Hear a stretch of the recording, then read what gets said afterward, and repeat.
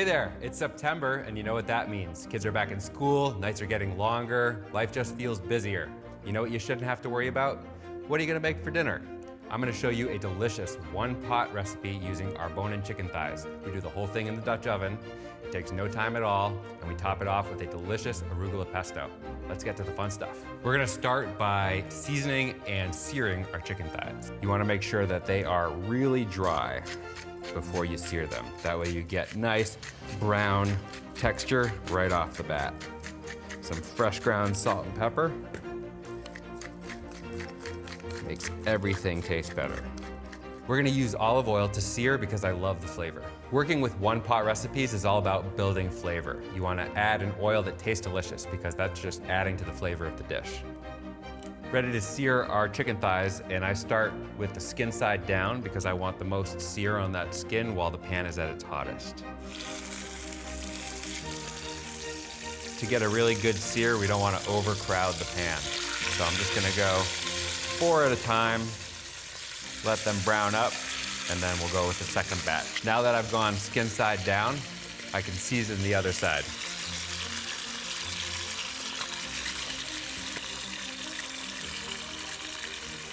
Chicken thighs are browning nicely. I'm gonna pull them out and brown the second batch.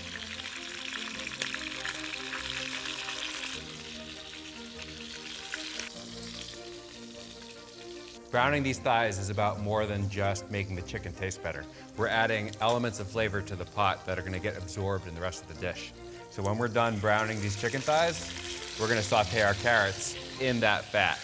And believe me, nothing tastes better than carrots fried in chicken fat. My second batch of thighs have browned beautifully. I'm gonna pull those out. And since I don't need all the fat that's in the pan, I'm gonna empty a little bit of it out. Obviously, I'm gonna save it because that stuff is gold. Leaving a little bit in the pot that I'm gonna use. We're gonna give our carrots a quick saute in that beautiful chicken fat, and then we're gonna deglaze the pan with lemon juice and really start building our flavors. And all those brown bits at the bottom are gonna come off and get absorbed into our quinoa. I don't need the carrots to cook through all the way. I just want a little bit of color, and I really want them to absorb a little bit of the flavor that's cooking here at the bottom of my Dutch oven. All right, we're ready to deglaze. Deglaze is this process of adding liquid to a saute pan and then getting all those good brown bits off the bottom. While we let the carrots simmer in the lemon juice for a little bit, we're going to chiffonade our basil. And chiffonade is the process of cutting an herb after rolling it up into thin ribbons. So I stack my basil leaves, roll it up nice and tight, start at one end, nice thin ribbons.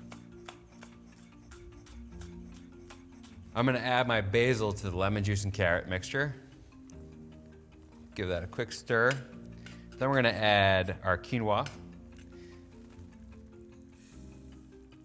Another quick mix, and our chicken stock.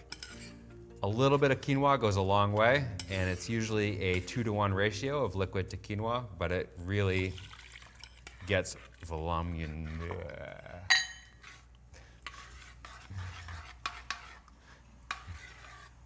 A little bit of quinoa goes a long way, and it's usually a 2-to-1 liquid to quinoa ratio. It really blooms. It absorbs all that liquid, just gets bigger and bigger.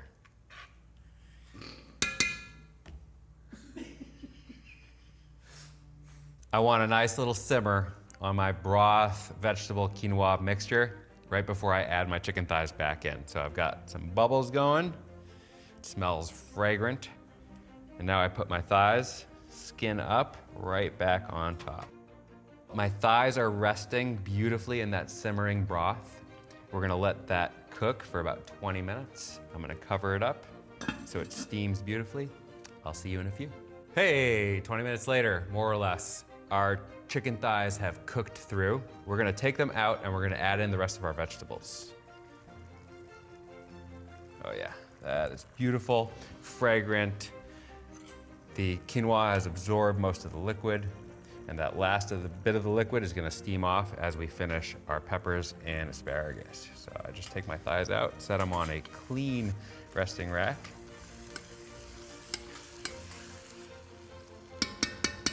I'm gonna add my peppers in and asparagus. And I'm gonna turn the heat off. Close that up after giving it a quick stir. And we'll just let those vegetables steam. I don't want them overcooked. I want them to be crisp, have a little bit of bite to them, but be slightly tender. In the meantime, we'll make our pesto. For our pesto, we're gonna start with some zested garlic. And I'm using a microplane, which is a fine zester and a terrific tool to have around. Fresh garlic goes a long way. About half a clove should be plenty. Zested lemon plus the juice. My trusty juicer. These are the cheap gadgets that get you a long way in making cooking easier. A healthy handful of arugula. I'm gonna start with about half of it just to make sure it's blending properly. Then I'll add more as needed. Some fresh Parmesan. Fine grate, always salt and fresh ground pepper. Just a splash of olive oil to get it started, and then I'll add some slowly as we need to. All right. Nice and tight, start it on low. Looks like it's working fine. Great, that's just enough for me to be able to add the rest of my arugula and my Parmesan and a whole bunch more olive oil.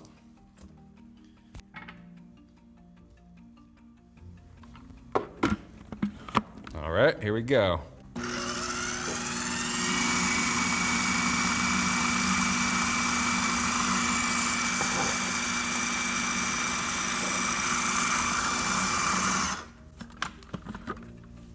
That is beautiful and creamy. You can choose the texture you want by adding a little bit more or a little bit less olive oil, a little bit more, a little bit less lemon juice, and you want to taste it and make sure it has the right balance.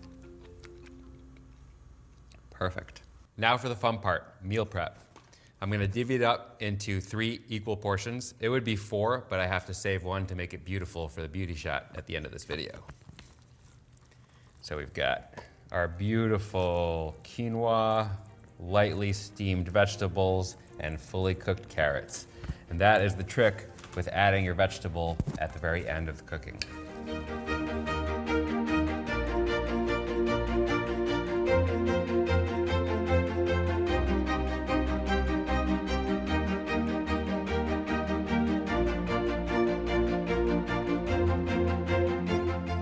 I'm gonna portion out the pesto separately. That way I can heat up my meal and then pour the pesto on right after I'm done.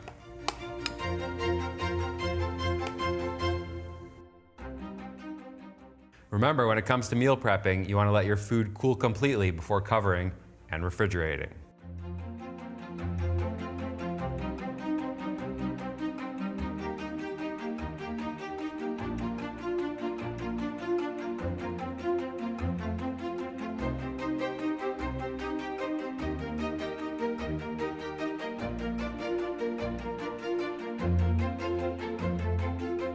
And before you go, I'm surrounded by information.